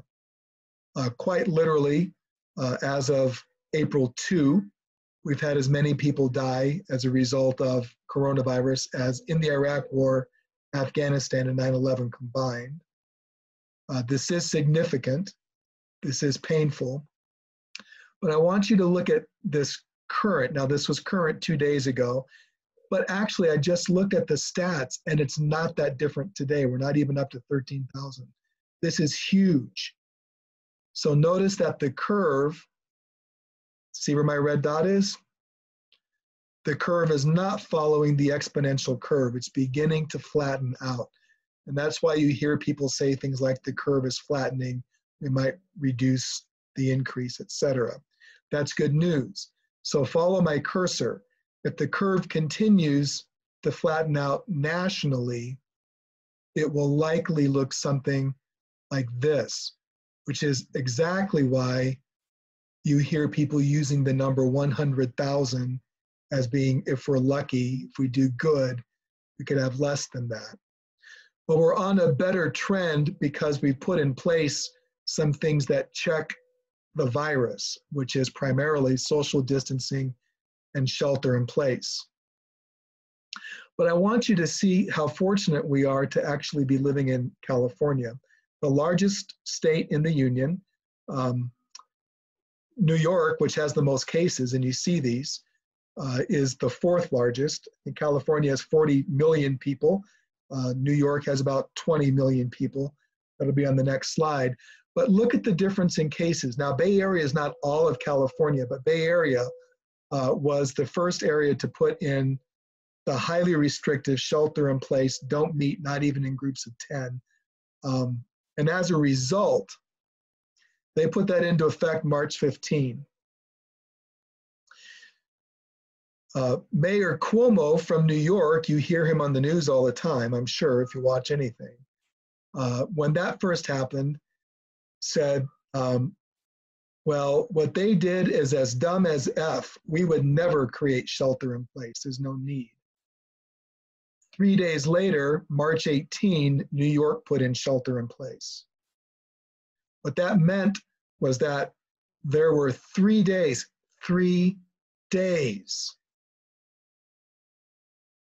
when California had more initial cases, not fewer than New York. And in those 3 days, because of shelter in place, we've been able, this is still brutal, we're still talking thousands dead, but we've been able, or including cases, we've been able to stem the tide of cases in California in a way that has escaped New York. And mostly that's because of the early stopping of population mixing with the virus. You understand that curve? I think it's useful to see. And I think it's useful to see that while the state of California is 15% of the population of the entire United States, we are the 5th largest economy in the world. We're not a small state. And Nevada, my good brother Mike, is a much smaller state, but I think has also put in shelter in place as well, and it is necessary and about time. Most of Nevada isn't as negatively impacted, but Clark County and Las Vegas have had some real hits for the same reason. You have people from all over the world visiting in a high density population, and so they've experienced some of this. But look at my cursor, California, where it's placed, 25 new deaths as of 2 days ago, compared to New York. We were the hotbed. Started in Washington per se, but we were the hotbed, the higher population, greater mixing. But we're not the one leading the country in terms of deaths and cases. Now, I'm not saying that's anything to be particularly happy about. What I am saying, however, is that by all means, you should not flout shelter in place. You should not ignore social distancing. You should not stop all the overstatements all the time, cough into the creek, wash your hands, wipe things down. Don't ignore these things. If you do, there's a negative impact. It's a real negative impact. By the way, one thing I forgot to mention, notice the flu. The flu has killed 30,000 people to date. So we are, with very good reason, taking real precautions about the coronavirus. Part of the reason hospitals are overrun is because in addition to things like the flu season, we're adding a flu season-like epidemic, and that's going to exponentially increase. But at the same time, yeah, Luke, your hand is up. Go ahead. The flu has killed that many people to date in what time period? In the flu season. So that was Okay. Near the end of 2018 to now, but it will kill more. The flu season isn't over. We're anticipated to lose another 10 to 15,000 to the flu. That happens every year. And coronavirus is likely going to be recurring like the flu, by the way. It has now entered into our reality. A huge difference, as you know, you hear this, I'm not telling you anything new, is that there's no treatment, no, oh my word escapes me. How crazy is that? Vaccination against it. So having said that, I mean, don't panic. It is terrible. Take precautions. You are saving lives by taking precautions. It isn't the end of the world. We are going to enter a little ice age. We will adapt, but take precautions. When will we reopen? Luke, you asked that question by way of text. There is no hardcore answer. We will reopen when the state of California says it's okay to stop doing shelter in place. And we will follow those guidelines. We're not smarter than the CDC. And although we're celebrating Passover, and I do believe the blood of the Lamb covers my soul, and that when I die in the flesh, I will have eternal life, thanks be to God, I don't believe that the blood of the Lamb covering my doorstep will stop the coronavirus from killing my grandpa. All right? So we follow these rules. My guess is, friends, that we will likely be sheltering in place till the middle of May. That's based upon the 72-day time frame that took place in China. They just opened up yesterday. Who knows what will happen as a result of that? So that means we're looking at the middle of May at the earliest, maybe the end of May, and it's possible even into June. Lord, I hope not. I'm in some ways glad for the shaking up of the church. I'm glad for the new innovations and all that. I am not glad at all about the situation. And we do need to get back together. So I can hardly wait. But we're not going to bust out of the seams until it's right and proper. So please share this information with your leaders. I mean, this whole slide set from beginning to end wasn't meant just for you. It was meant for you to help your leaders think through in your church what we're going through and how we can process. So use these in whatever is useful for you. All right? Well, you know, just a few announcements to kind of close us with. I even have a slide for that, but I'm not going to pull it up. Who needs that? It is online. You can download it again at undeniableblessing.org/lead, where all of our lead meeting stuff is always posted. Our next lead meeting will take place in May. We won't meet in person. You probably already fathomed that. So we've rescheduled. We'll do the same kind of virtual lead schedule. It's not by virtue of place, but time. What is it? May 5 will be in the evening. May 6 will be in the morning like this. May 7 in the afternoon. Same link, same bat channel. And we'll talk about leading through adversity. Luke is leading the core theology class. Part 2, I think, is coming up on the 18th still. Is that right? Yeah? That's right. Exactly who is participating in that class is a little bit up in the air. So understandably, everybody's commitments and schedules right now are just triaged by the situation.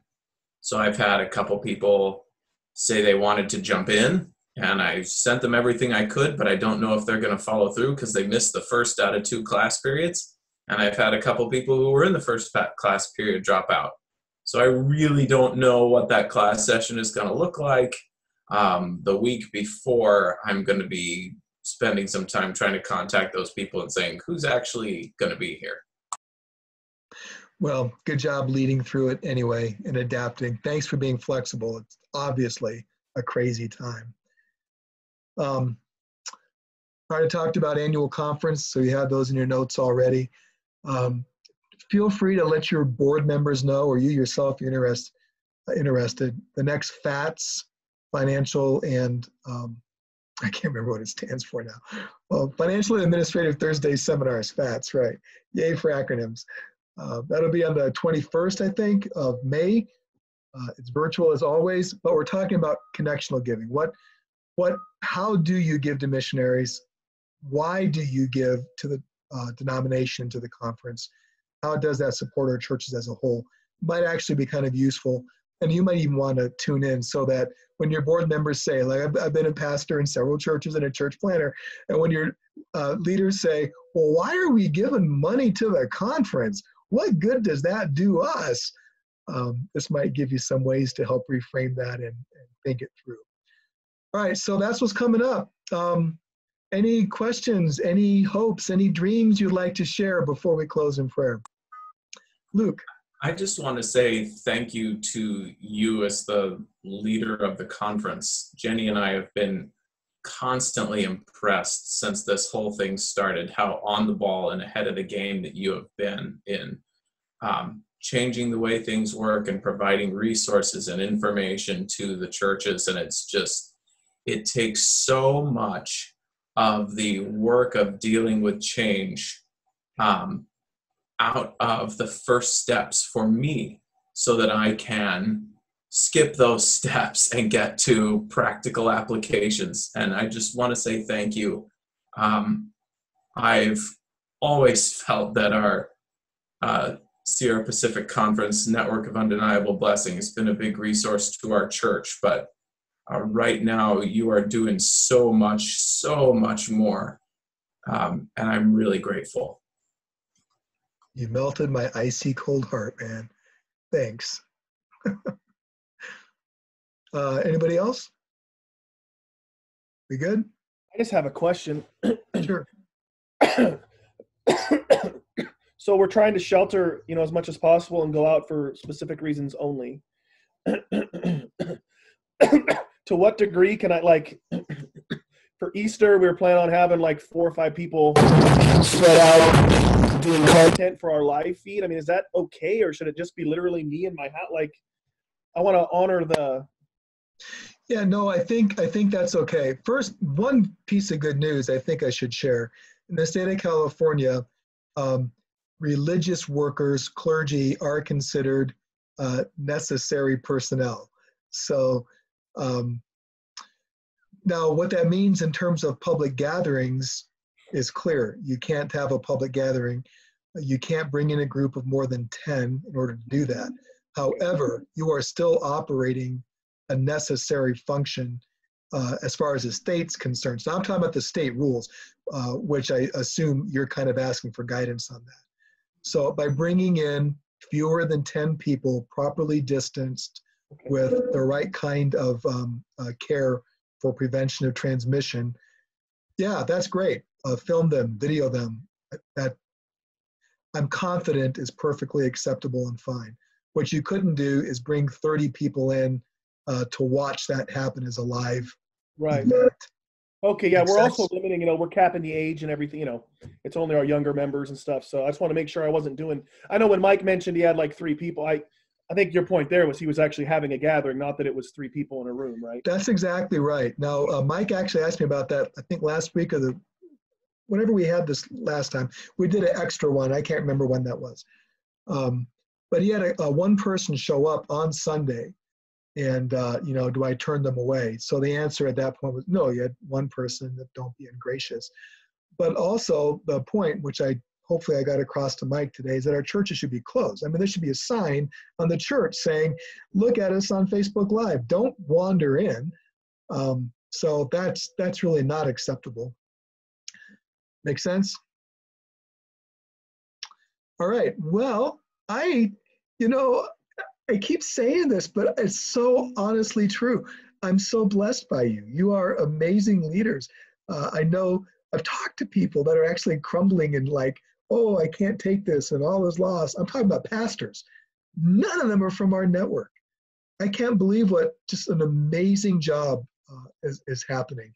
Huge learning curve. It's amazing. Leaning into serving the community in some really creative ways. It's amazing that you belong to a good group of Christ followers. So thank you. Luke, you said thank me. I say thank you. Way to go.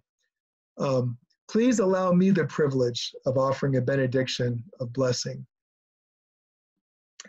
Lord, I just thank you so much for Mike, who's off the call, for Luke, for Chris, for Katie, for all the leaders that you have called to serve you in the network of undeniable blessing.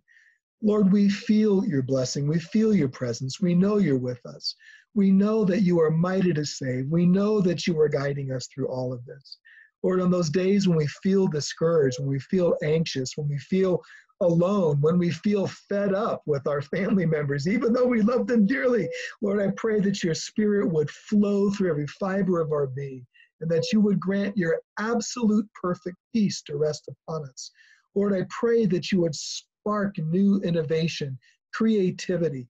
I pray that you would continue to allow us to lean into compassion, as Katie reminded us, to grieve with those who grieve, to mourn with those who mourn, as well as looking as leaders at the strategic opportunities that you place before us.